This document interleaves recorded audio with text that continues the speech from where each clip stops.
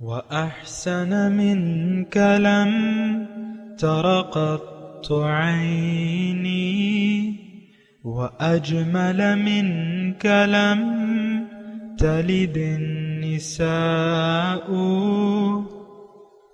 خلقت مبرأ من كل عيب خلقت مبرأ من كل عيب كأنك قد خلقت كما تشاء.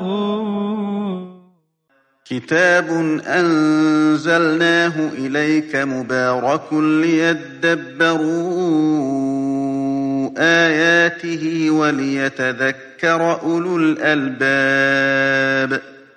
یہ کتاب برکت والی ہے جسے ہم نے آپ کی طرف نازل فرمایا ہے تاکہ دانش مند لوگ اس کی آیتوں میں غور و فکر کریں اور نصیحت حاصل کریں. اللہم صلی علی سیدنا محمد وعلی آل سیدنا محمد بعدد کل ذرۃ مئۃ الف الف مرۃ. سامعین کرام، سورہ واقعہ آیت نمبر 75 سے 89، 27، 88 درس کا نمبر. آج کا موضوع: کیا ہم قرآن پاک سے ہدایت لینے کے لیے بالکل تیار نہیں ہیں؟ اس کے ساتھ آج کے سبق کا آغاز کرتے ہیں. سب سے پہلے گزشتہ سبق کا اعادہ ہوگا. اعوذ باللہ من الشیطان الرجیم. پناہ مانگتا ہوں میں اللہ کی شیطان مردود سے. بسم اللہ الرحمن الرحیم. شروع اللہ کے نام سے جو بڑا مہربان نہایت رحم والا ہے. افرأیتم الماء الذی تشربون. بھلا دیکھو تو کہ جو پانی تم پیتے ہو. اانتم انزلتموه من المزن ام نحن المنزلون. کیا تم نے اس کو بادل سے نازل کیا ہے یا ہم نازل کرتے ہیں؟ لو نشاء جعلناه اجاجا فلولا تشکرون. اگر ہم چاہیں تو ہم اسے کھاری کر دیں، پھر تم شکر کیوں نہیں کرتے؟ افرأیتم النار التي تورون. بھلا دیکھو تو جو آگ تم درخت سے نکالتے ہو. اانتم انشأتم شجرتها ام نحن المنشئون. کیا تم نے اس کے درخت کو پیدا کیا ہے یا ہم پیدا کرتے ہیں؟ نحن جعلناها تذکرة ومتاعا للمقوین. ہم نے اسے یاد دلانے اور مسافروں کے برتنے کو بنایا ہے. فسبح باسم ربک العظیم. تو تم اپنے پروردگار بزرگ کے نام کی تسبیح کرو. سامعین کرام، سورہ واقعہ آیت نمبر 75. فلا اقسم بمواقع النجوم. پس نہیں، میں قسم کھاتا ہوں تاروں کے مواقع کی. وَإِنَّهُ لَقَسَمٌ لَوْ تَعْلَمُونَ عَظِيمٌ. اگر تم سمجھو تو یہ بہت بڑی قسم ہے. إِنَّهُ لَقُرْآنٌ کریم، کہ یہ ایک بلند پایا قرآن ہے. فی کتاب مکنون، ایک محفوظ کتاب میں ثبت ہے. لا یمسہ الا المطہرون، جسے پاک لوگوں کے سوا کوئی چھو نہیں سکتا. تنزیل من رب العالمین، یہ رب العالمین کا نازل کردہ کلام ہے. افبہذا الحدیث انتم مدہنون، پھر کیا تم اس کلام کے ساتھ تم بے اعتنائی برتتے ہو، سستی کرتے ہو، بے توجہی کرتے ہو. وَتَجْعَلُونَ رِزْقَكُمْ أَنَّكُمْ تُكَذِّبُونَ، اور اس نعمت میں اپنا حصہ تم نے یہ رکھا ہے کہ تم اسے جھٹلاتے ہو. سامعین کرام، مضمون ہمارے لیے ہے، آج کے مسلمان کے لیے ہے. اس نے قرآن کو من حیث الامت جھٹلا دیا ہے. آج ہم زبان حال سے یہ کہہ رہے ہیں کہ یہ قرآن ہمارے لیے نہیں ہے، اس میں ہمارے لیے ہدایت نہیں ہے، اور اللہ کی ہر نشانی سے ہم نے منہ موڑ لیا ہے۔ دیکھیں، بنیادی بات یہ ہے کہ جس چیز پر آپ کا یقین ہوگا اسی کی طرف آپ کی توجہ ہوگی۔ مثال کے طور پہ دو راستے ہیں، آپ ایک گاڑی میں، میں ہلکی سی مثال دے رہا ہوں، آسان سی۔ آپ جا رہے ہیں ایک منزل پہ، اور وہ راستہ آپ کے سامنے پہلی دفعہ آپ جا رہے ہیں تو آگے دو راہ آتا ہے، کوئی پوچھنے والا تو ہے نہیں، تو آپ اپنے گمان سے کام لیتے ہیں، تو جس راستے کو آپ صحیح سمجھتے ہیں اسی راستے پر آپ، یعنی اس پر آپ چل پڑتے ہیں۔ دو راہ۔ ہم دنیا میں آئے ہیں، دیکھیں، تو میں صرف یہ کہنے کی کوشش کر رہا ہوں کہ ہمارا جس پر یقین ہے اسی نے ہماری توجہ اپنی طرف کھینچ لی ہے، ہم اسی طرف متوجہ ہیں۔ انسان جب دنیا میں آتا ہے تو اس کے سامنے دو منزلیں ہوتی ہیں، ایک ظاہر اور ایک باطن۔ اب ظاہر تو اس کو نظر آ رہا ہے، باطن اس کو چونکہ نظر نہیں آ رہا، تو اللہ تعالیٰ نے انسان کو ہدایت، یعنی اصل مقصد بتانے کی ذمہ داری اور مقصد تک پہنچنے کا راستہ دکھانے کی ذمہ داری اپنے ذمہ لے لی ہے۔ وَهَدَيْنَاهُ السَّبِيلَ، اس کو ہم نے سیدھا راستہ دکھا دیا ہے۔ إِنَّ عَلَيْنَا لَلْهُدَى، انسان کو ہدایت دینا میرے ذمہ ہے۔ تو یہ قرآن اور پیغمبر صلی اللہ علیہ وسلم وہ آئے ہیں، انہوں نے ہمیں باطن کی طرف متوجہ کیا کہ بھئی ظاہر تمہیں اللہ تعالیٰ نے ظاہر کے لیے نہیں بنایا، ظاہر کو تمہارے لیے بنایا ہے۔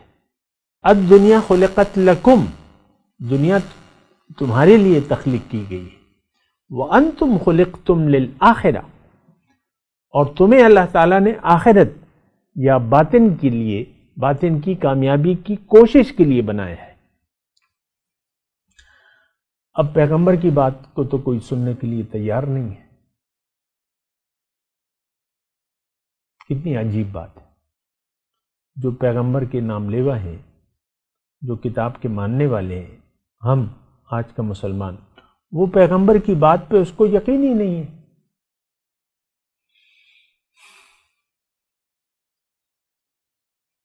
الراشی والمرتشی فی النار،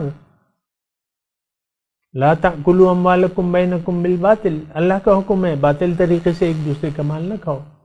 اللہ کے رسول نے فرمایا رشوت لینے دینے والا دونوں جہنمی ہیں۔ لیکن کیا اس پر عمل ہو رہا ہے؟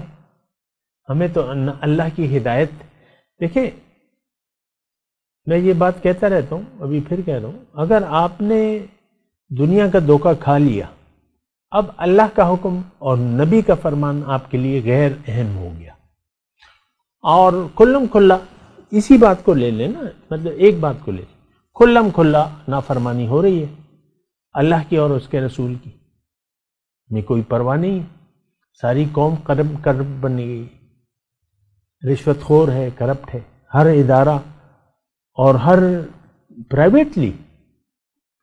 کیا یہ ٹھیکیدار مال صحیح لگاتے ہیں؟ بلڈنگیں یہ بڑی بڑی لاکھوں کروڑوں روپے کی بلڈنگیں بنتی ہیں، تو دوسرے ہی سال میں دیکھتا ہوں، ہمارے یہاں اسپتال ہے اور بڑا مطلب لاگت آئی ہے یہ وہ، دوسرے سال اس میں نے دیکھا کہ وہ باتھ روموں سے پانی دیواروں میں جا رہا ہے۔ اب مٹیریل کے تو مجھے پتہ نہیں ہے، لیکن اتنا تو مجھے پتہ ہے۔ پھر اسپتال کی حالت جا کے دیکھیں، اندر سے سرکاری اسپتال کی صفائی کا نام و نشان نہیں ہے، بس یہ حالت ہے ساری۔ دیکھیں یہ ہماری ساری قوم، ایک ادارہ، یا میں اس کی بات نہیں کر رہا، میں ساری قوم، ہماری کمیٹی میں، میں مطلب میری عمر ہو گئی ہے انہی گلیوں میں چلتے چلتے، انہی راستوں میں، کمیٹی میں فنڈ آتا ہے، اور تو پلان بنتے ہیں کہ یہ فنڈ ٹھکانے کیسے لگایا جائے،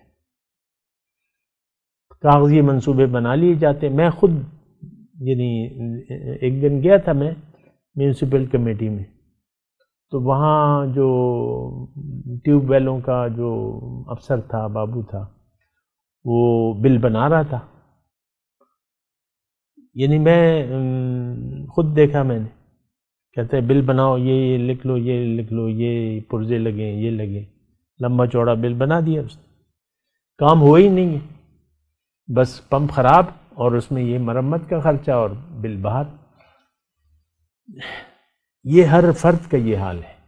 دیکھیں میں آپ سے ایک بات کہتا رہتا ہوں، وہ یہ کہ ہم سب مفاد پرست ہیں، مفاد جہاں پر ہو وہاں پہ دین کو ہم خیر آباد کر دیتے ہیں، یعنی اللہ کے حکم کو فراموش کر دیتے ہیں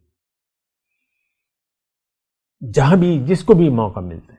اصل میں کیا ہے مفاد پرستی؟ جب آپ کا یقین دنیا پر ہو گیا، اب دین کی آپ کی نظر میں کوئی اہمیت نہیں رہے گی۔ یہ ایک بات جو ہے مختصر طور پہ میں کہہ رہا ہوں، لیکن یہ اصولی بات ہے۔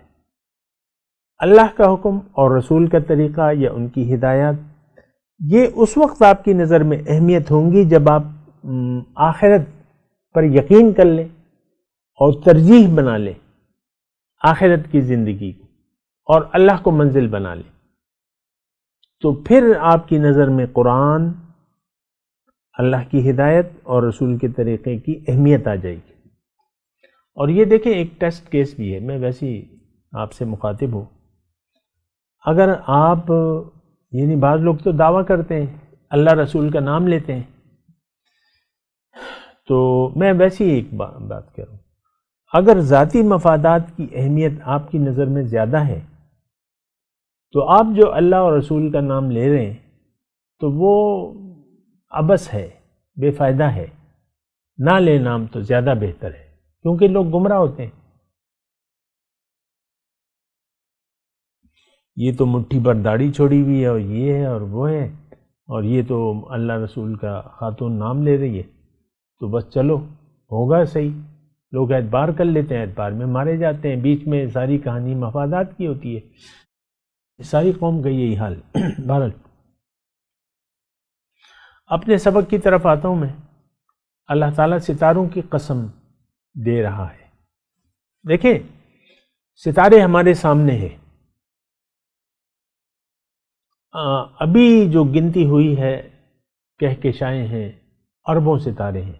میں ویسی دیکھیں یہ وہ میں مثال دے رہا ہوں جو آج کے لحاظ سے کہ ہر ستارہ گردش میں ہے اور کہکشائیں ہیں، ہر چیز گردش میں ہے اور لاکھوں میل کی رفتار ہے، اپنی اپنی رفتاریں ہیں۔ سورج بھی زمین بھی گھوم رہی ہے سورج کے گرد، سورج اپنے مدار کے گرد گھوم رہا ہے، ایک سال میں چکر پورا کر لیتا ہے، یا جو بھی ہے، چاند گھوم رہا ہے۔ ہمارا جو نظام شمسی ہے سارے کچھ ساکن نہیں ہے،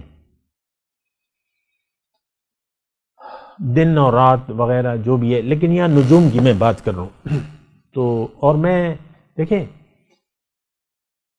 ہم تو زیادہ واقف نہیں ہیں، لیکن ہمیں جو بتایا جاتا ہے فلکیات والوں سے، ابھی تک یعنی ایسے ستارے ہیں جس کی روشنی ابھی تک نہیں آئی ہے، یعنی ایک بہت بڑی دنیا ہے، ہمارے لیے بہت بڑی ہے، اللہ کے لیے تو کچھ بھی نہیں ہے۔ اربوں یعنی کروڑوں کہکشائیں ہیں جو بھی ہیں، لیکن یہ سارا نظام چل رہا ہے اور اس میں کوئی گڑبڑ نہیں ہے۔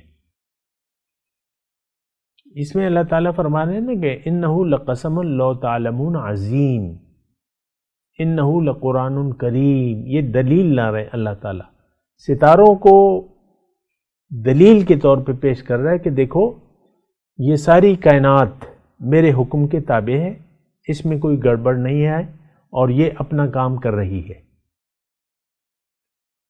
تو اس میں مضمون کیا ہے کہ یہ جو قرآن ہے عزت والا اور محفوظ کتاب میں ہے، تو یہ تو میں نے نازل کیا ہے، باقی کائنات تو میرے حکم کے تابع ہو کر زندگی گزار رہی ہے، تمہیں میں نے اختیار دے دیا ہے کہ اگر تم نے کامیاب ہونا ہے تو میرے قانون کی پابندی کرنی ہوگی، اس کتاب میں جو لکھا ہے اس کے مطابق زندگی گزارو، دنیا کو منزل نہ بناؤ، اللہ کی طرف رخ کر لو، آخرت کو ترجیح دے دو دنیا پر۔ یہ قرآن میں لکھا ہوا ہے، اس میں تو کوئی دو رائے نہیں ہے، اور یہ رب العالمین کی طرف سے ہے، تنزیل من رب العالمین۔ تو رب العالمین کی طرف سے تمہارے لیے ایک نصیحت کا نوشتہ اللہ تعالیٰ نے بھجوا دیا ہے، اور تم اب یہ اس میں جو مضمون ہے وہ یہ ہے، ستاروں کی، کائنات کی اللہ تعالیٰ نے دلیل دی ہے کہ سب پورا انتظام اللہ تعالیٰ نے کائنات پیدا کی ہے، تمام کائنات کو، کائنات میں کہہ رہا ہوں سارے ستارے، مطلب کوئی سیارہ ہے، ستارہ ہے، بہرحال تو اللہ فرما رہا ہے کہ دیکھو یہ سارا انتظام میری ہدایت کو فالو کر رہا ہے تو ٹھیک ٹھاک چل رہا ہے، کامیابی سے چل رہا ہے۔ سورج کی ایک رفتار ہے، سورج کا زمین سے ایک فاصلہ ہے، اس کو اللہ تعالیٰ نے بتا دیا ہے۔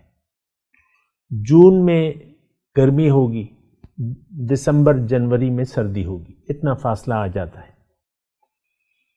22 دسمبر چھوٹا دن ہے اور 22 جون جو ہے طویل دن ہے سال کا، 1 سیکنڈ کا فرق نہیں ہے، اور سارا نظام بخیر و خوبی چل رہا ہے، ساری کائنات۔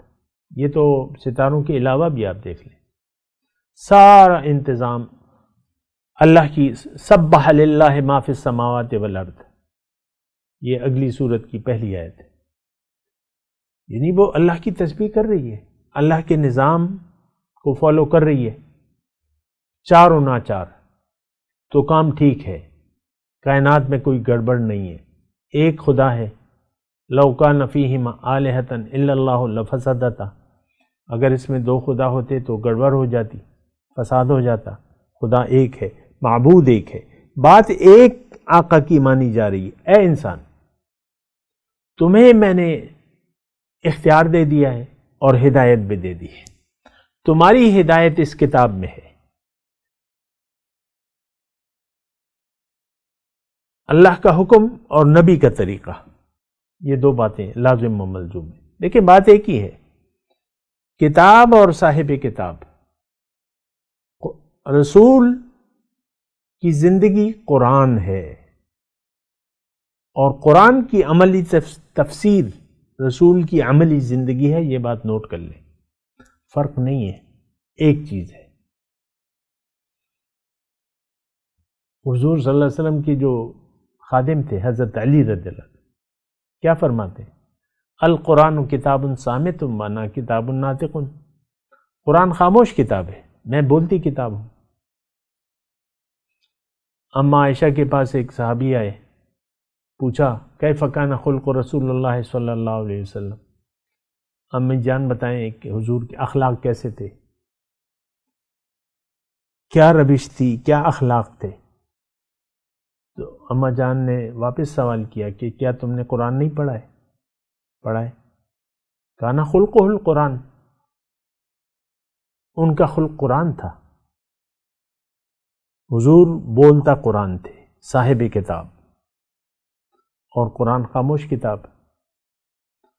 تو اب اس میں مضمون یہ ہے جو ہم آیت پڑھ رہے ہیں کہ اے انسان، اے نام نہاد مسلمان، تم نے تو قرآن کو چھوڑ دیا ہے، ذلیل اور خوار ہو گئے ہو، تم کتاب کو اپنا رہنما بنا لو، امام بنا لو، اور صاحب کتاب کی پیروی شروع کر دو، تم معزز ہو جاؤ گے۔ وہ معزز تھے زمانے میں صاحب قرآن ہو کر، تم ذلیل ہوئے تارک قرآن ہو کر، اقبال کا وہ شعر ہے۔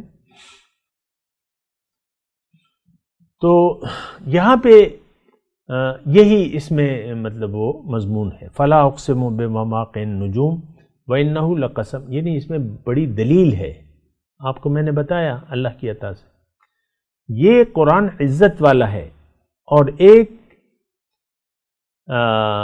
محفوظ کتاب میں سے آیا ہے، لوح محفوظ میں سے، فی کتاب مکنون. لیکن اب یہ جو 79 نمبر آیت ہے، لا یمسہ الا المطہرون، ایک تو علماء اس سے ظاہری مطلب لیتے ہیں، وہ اپنی جگہ، اس کی تفصیلات اپنی جگہ ہیں، لیکن اس کا ایک حقیقی مطلب ہے کہ اس قرآن کو تو وہی سمجھ سکے گا جو پاک ہو گیا، جو پاک ہے. ہم سب تو ناپاک ہیں، ہمارے دل ناپاک ہیں، ہم تو نجس ہیں، ہم نے تو خواہشات نفس کو اپنا خدا بنا لیا ہے. مشرک نجس ہوتا ہے، انما المشرکون نجس.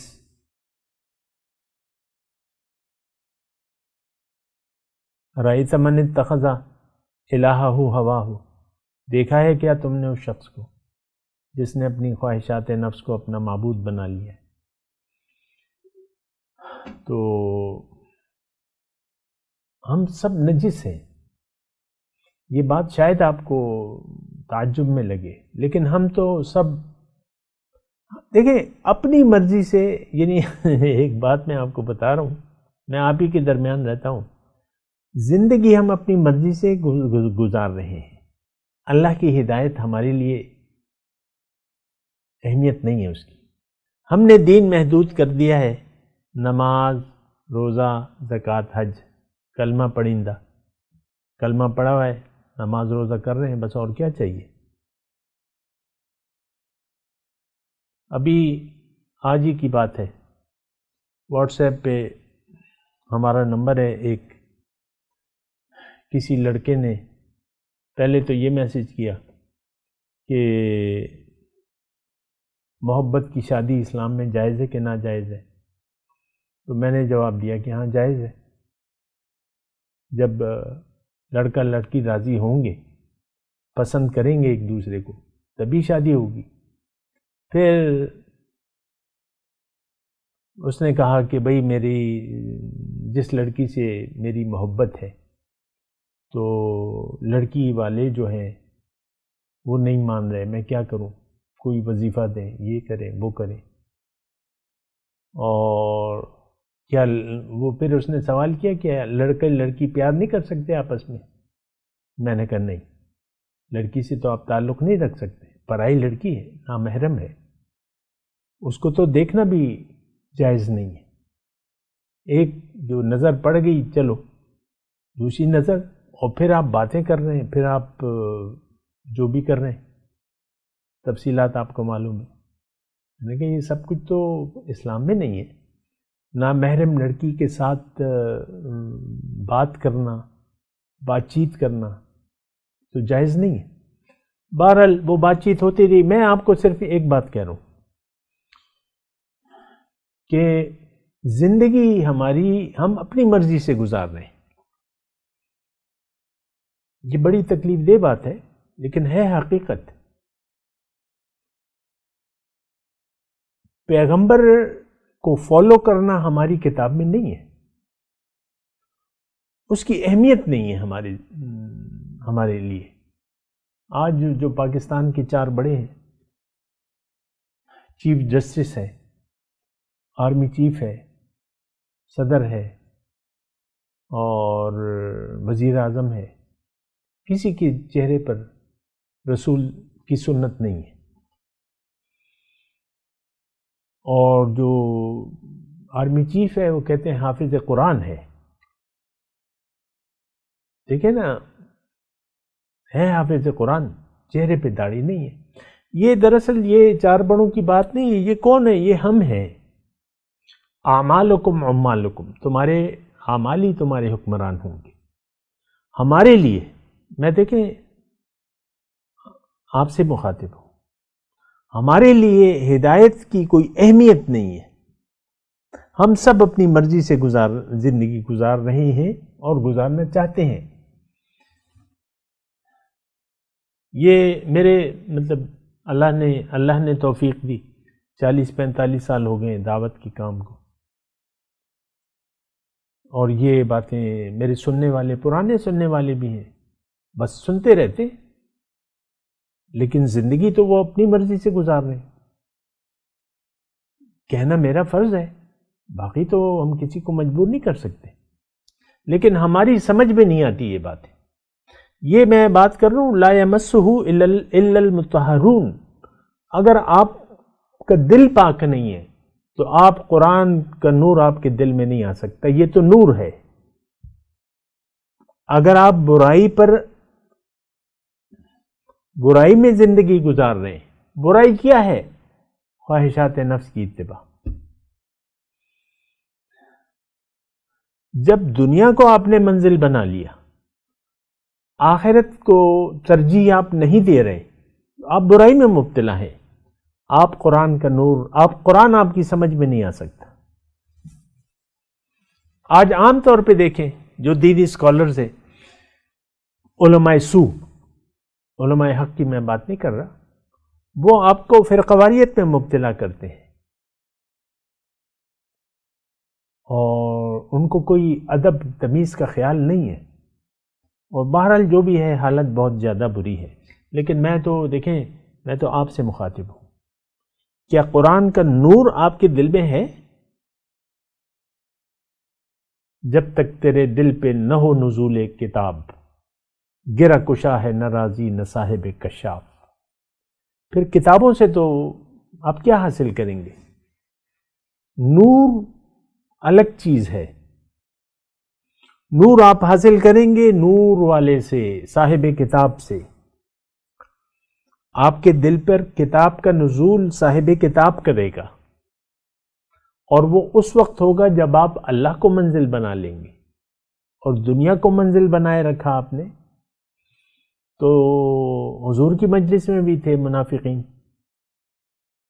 جنگ احد کے لیے نکلے 1000 لوگ تھے. 300 عین میدان جنگ میں 300 مسلمان بظاہر حضور صلی اللہ علیہ وسلم کا ساتھ چھوڑ دیا انہوں نے. تو صاحب کتاب وہ نہیں چاہتے تھے قرآن کا نور. وہ برائے نام ہماری طرح مسلمان تھے. انہوں نے ہم نے بھی حضور کا ساتھ چھوڑ دیا ہے. ہم نے کتاب اور سنت کی پیروی چھوڑ دی ہے. ہم من چاہی زندگی گزار رہے. اسی پر ہمارا اصرار ہے. میں تلاوت کرتا ہوں، میرے ساتھ دہرائی. اعوذ باللہ من الشیطان الرجیم، بسم اللہ الرحمن الرحیم. فلا اقسم بمواقع النجوم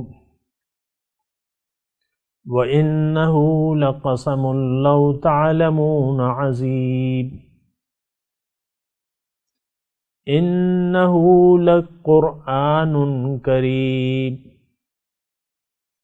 فِي كِتَابٍ مَّكْنُونٍ لَا يَمَسُّهُ إِلَّا الْمُطَهَّرُونَ. اب ان آیت کی تلاوت اور ترجمہ. اعوذ باللہ من الشیطان الرجیم. پناہ مانگتا ہوں میں اللہ کی شیطان مردود سے. بسم اللہ الرحمن الرحیم. شروع اللہ کے نام سے جو بڑا مہربان نہایت رحم والا ہے. فلا اقسم بمواقع النجوم.